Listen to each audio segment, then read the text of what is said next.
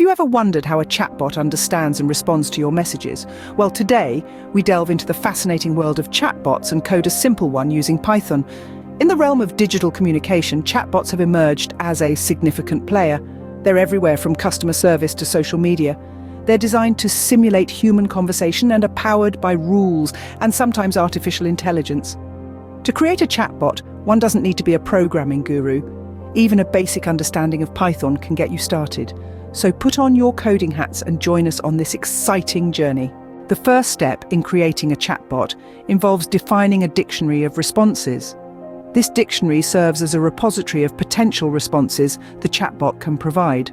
For instance, when someone says hi, our chatbot might respond with, "Hello, how can I assist you today?" Once we've established our response dictionary, we then need to create a function to handle incoming messages.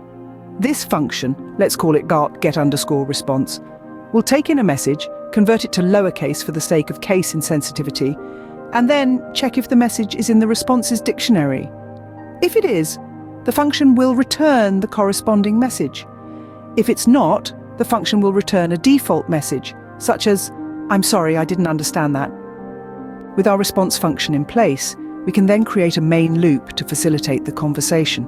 This loop will continuously prompt the user for input, check if the user wants to exit, get the bot's response using our get_response to function, and then print out the bot's response. And there you have it.